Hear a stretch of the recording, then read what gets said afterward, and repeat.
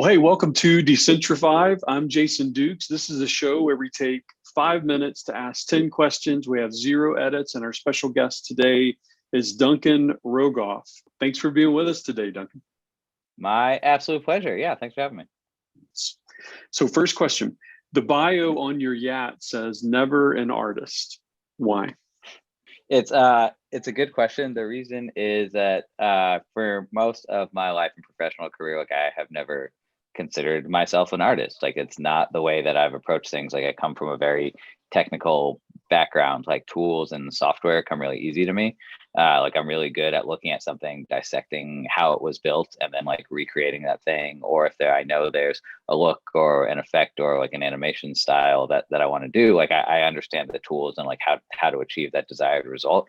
And it's taking me my entire career to like learn how to take the cool things that I know how to make and then make them look good.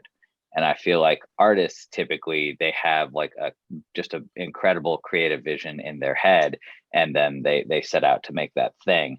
And I feel like I've kind of approached things from the other side of the spectrum. So I've never considered myself an artist, even though some others might, I guess. So you're forever exploring how to turn technical knowledge into something beautiful. What's something beautiful you've seen recently? Recently, I guess what I've been looking at is photography. I've been talking to a couple organizations that are, a little bit more, philanthropic. And I was at an event, this week with a photographer like Eric Rubens, who's like a world-class photographer who's just made a name for himself in this space. And he, tries to take a picture of sunrise, I think, every single morning, no matter where he's at in the world. Often on the coast somewhere, often with some beautiful ocean waves, and just capturing kind of those colors and those different perspectives of Mother Nature has it's just pretty beautiful, I'd say. What other motion graphics guys or gals do you respect? The people that have been the most influential for me personally are obviously now the infamous people. Being one who, I've obviously known about for years. Like I've met him in person. He's like an extremely nice guy. But he put motion graphics artists on the map, and he defined like an entire generation of artists. And I think I've had people, people don't understand why his work sold for so much money because they don't understand like his importance to the space and to people like myself. And that to me is why he's been so successful, because he did something. He did 10 years of work every single day. Like his body of work is prolific, right? But he also inspired an entire generation of artists. So people for sure, the guys at Grayscale Gorilla, Nick and Chad and Chris Schmidt, and EJ Hassenfratz from iDesign. Those are the motion graphics guys who I like. I'm almost entirely self-taught, and so watching their videos and their tutorials allowed me to be the artist and have the professional career that I do now. What's an NFT that you wish you had? I think like NFT worlds is one that comes to mind that I somehow was all prepared and ready for, and then totally missed the boat on. So I think we are moving into like a metaverse world, which is still, to me, honestly, to be defined.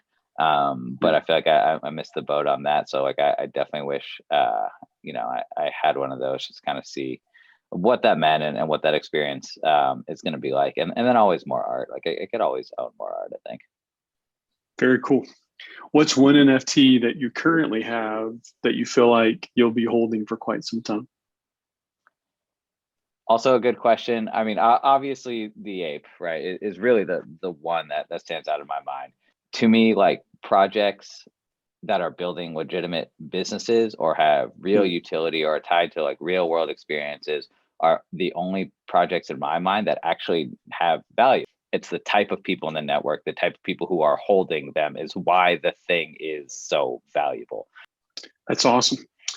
Speaking of that, what's an upcoming project you're really excited about?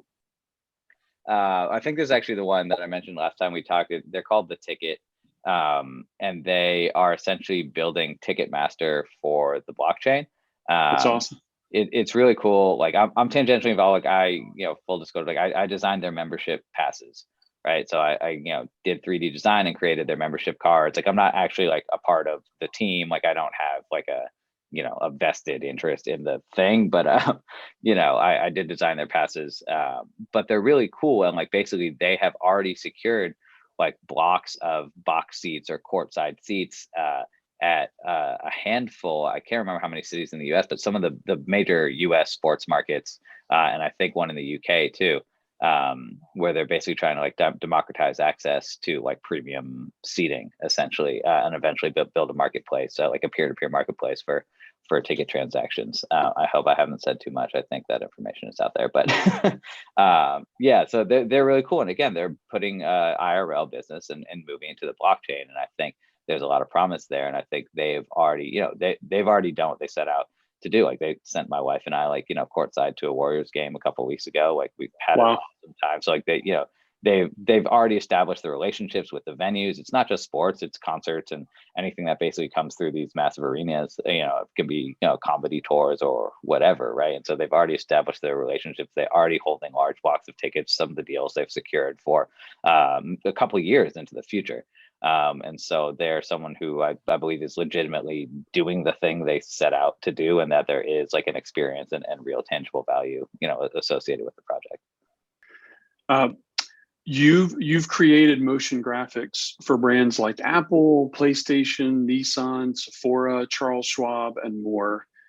What is there a brand out there that you wish you could create motion graphics for? Yeah, also a good question. I think to me, it's not so much about having a particular brand to create motion graphics for. I have been really fortunate to have somehow been fairly successful in my career, one day at a time, was how I got there. I do really love the work that like Microsoft has been putting out. I think they've been putting out some really beautiful content recently, especially with some of their cool like new kind of abstracted UI animations. But it's less about working with a brand and it's more about working with a team. Like I said, like I'm almost entirely self-taught, and like I still feel like there are some gaps in my knowledge that I have a hard time filling with like online resources. And so there's like there's a team like Buck is the one that comes to mind, of who is just constantly putting out like some of the most incredibly technical and simultaneously beautiful work that I've like ever seen. The Sherwin-Williams commercials, if you're familiar with them, with all the paint strips, are done by them. It's legitimately one of my favorite projects that's come out of anything ever. And so they combine all the things I like, the technical ability with sophisticated visuals, but again, just being able to work alongside those people who can say what you're doing is great, but like here's a better way to do this, or here's how you can make this thing look that much better, right? Like I don't feel like I've been in a situation where I'm surrounded by people who are or like a group of people who are actually more knowledgeable about my field than I am. And obviously those people exist. I just haven't had the opportunity to be around them. So I'd love to be in that situation. That's cool. That's cool. That would be really cool. You're the founder of ETHrBrews. What are 3 of your favorite beers on the planet? Good question. Hard to choose. Pliny the Elder by Russian River Brew Co. is probably my favorite beer. Absolutely incredible. I'd say Sierra Nevada is like my go-to beer. Like I can drink that like anytime, afternoon, I'd say, at a reasonable hour. And I don't know if I can pick a third. So speaking of that, ETHrBrews is about brews, as the name says, on the Ethereum protocol. It is, in my opinion, from what I understand, the first 3D generative interactive NFT. Why should someone grab one right now as they look at this project and analyze it? Yeah, because we're awesome, like obviously. No, I think there's a lot of reasons to want to be involved, really. First, you're right. We're the first of its kind project, right? We 3D generative interactive. What that means is we generated all the traits from headwear, eyes, eyewear, body accessories, and even like back traits, right? Like backpacks and jetpacks and things like that. I know you have a jetpack, so that's pretty cool. Hats off to you.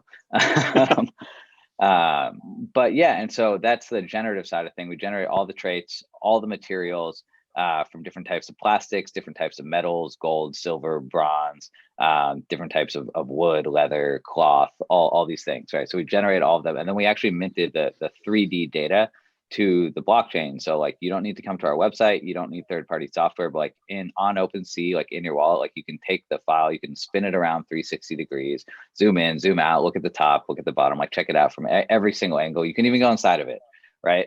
So we have been able to, like, you know, hide some Easter eggs in there that like you don't get with the JPEG, right? Like you can't hide things inside a JPEG, it's a flat image. And as soon as you mint, like you can go to our website, you can do it through OpenSea. It's like a little bit more of a technical process, but you can go to our website, you can type in the token ID of any brew that's been minted, and you can actually download that 3D data to be used in a host of AR and VR applications. So just in terms of like the tech side of things, like we've done something that no other project has been capable of doing.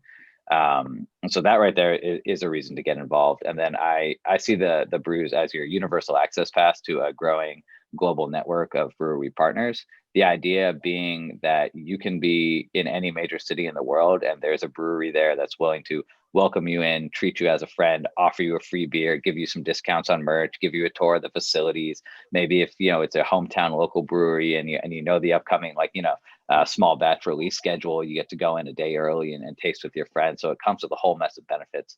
But as the project scales and as our business scales, I see us expanding out into more industries than just beer. And so but the brews is, you know, it's my baby, it's the pet project, right? And so I see it as your access pass to whatever types of reward systems we kind of come up with our partners, you know, independent of industry. I love it. I love it. Last question. Who else should we have on DECENTRAFIVE?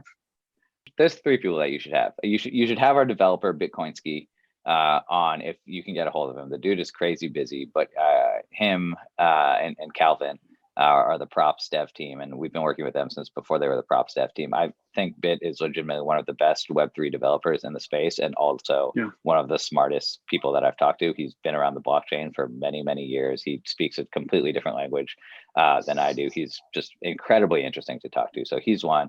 And then my 2 old friends, Laser Lou and Soundwaves Photon. I love it. I love it. I'll try to make sure and have all 3 on. Well, man, it has been a joy to talk with you, and I love the project you're working on and what you're up to, and just what you bring to the space, man. Not only your kindness, your energy, your intelligence, your creativity, but it's just fun. It's fun being around you, and I appreciate you being willing to come on to DECENTRAFIVE. Thanks so much.